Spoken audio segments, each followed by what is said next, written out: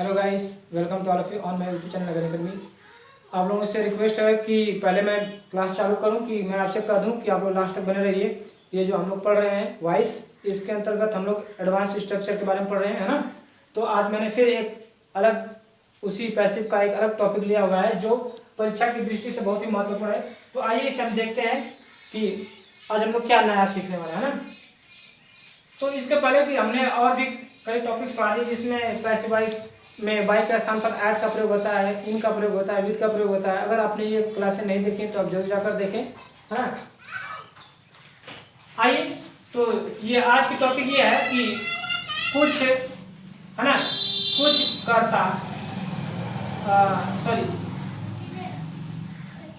कुछ वॉइस के कुछ वॉइस के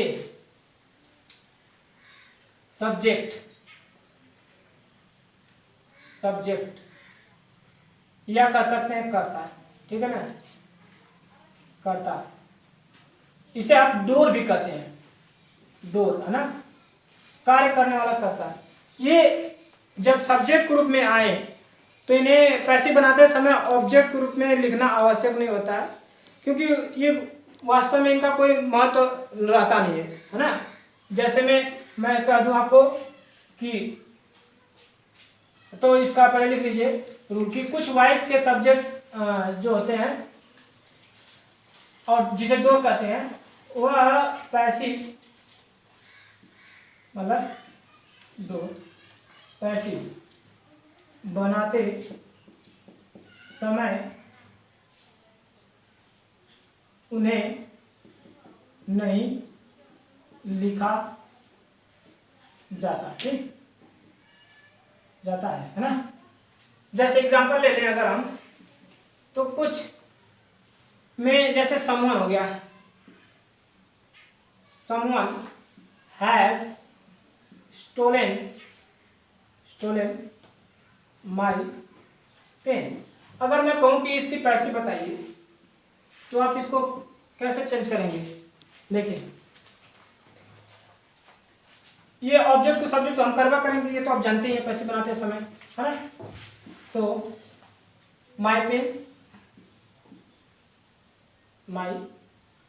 पेन हैज प्रेजेंट परफेक्ट है, पास्ट प्रेजेंट के परफेक्ट कॉन्टिन्यूअस में चला जाएगा।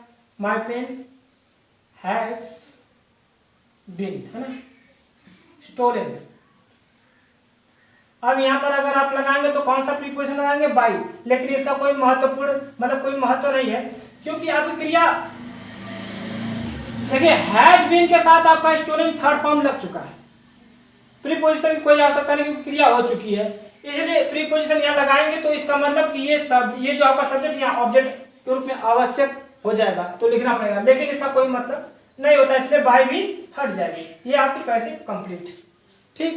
अब इसी प्रकार से एक मैं और उदाहरण आप लोगों को दे दूं, एक और एग्जांपल दे दूं। जैसे क्या दे,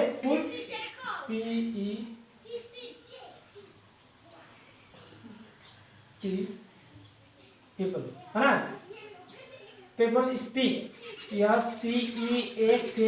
speaks, people speaks English all over the world, है ना। अब मैं इसका अगर कहूं कि आप इसकी पैसिव कैसे बनाएंगे, तो आप इसका इस प्रकार से देखिए, ये ऑब्जेक्ट सब्जेक्ट बनेगा, लेकिन ये सब्जेक्ट यहाँ ऑब्जेक्ट रूप में नहीं उचित होता है ना। तो इसकी पैसिव अगर देखें तो हो जाएगा, सॉरी ये नहीं, ये यहाँ पर प्रीपोजिशन लगा हुआ है इसलिए इसको हटा देंगे। यहाँ से ये ऑब्जेक्ट है ना, तो इंग्लिश ENGLISH, है ना, इंग्लिश। और ये देखिए टेंस कौन सा, प्रेजेंट का, यस लगा हुआ क्रिया में ना, तो प्रेजेंट कंटीन्यूअस में English is spoken all over the world. और बाई की आवश्यकता नहीं है क्योंकि इंग्लिश स्पोकन की जाती है पूरे संसार में, इसलिए इसका देखिए यानी विश्व में, है ना, इसलिए इसको यहाँ पर ऑब्जेक्ट रूप में लगाने की आवश्यकता नहीं है, क्योंकि यह खुद ही कही जाने वाली लैंग्वेज है, बोली जाने वाली है, किसी के द्वारा नहीं हो सकती। तो इसीलिए पैसिव बनाते समय इन ऐसे शब्दों को ऑब्जेक्ट बनाना आवश्यक नहीं है। कुछ और चुनिंदा वर्ड हैं जिनको आप लिख लें और याद कर लें, और एक मैं होमवर्क रूप में दे देता हूँ। पहले होमवर्क आप लिख के इसे सॉल्व करें, कमेंट बॉक्स में बताएंगे। जैसे कह दे POLIC, पुलिस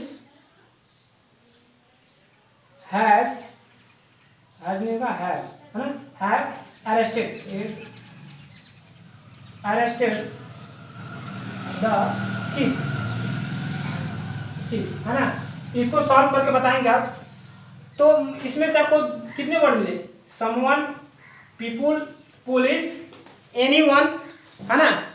ये ऐसे शब्द हैं जिन्हें हम एक्टिव वॉइस में तो सब्जेक्ट के रूप में पाते हैं, लेकिन पैसिव वॉइस में इनका ऑब्जेक्ट के रूप में उपयोग महत्वपूर्ण नहीं होता है। और इसी जानकारी के साथ आपकी क्लास समाप्त होती है। और आप अपनी क्लास को लाइक करें, शेयर करें, कैसी लगी क्लास ये भी बताएं। ठीक है, मिलते हैं अगली क्लास में। धन्यवाद।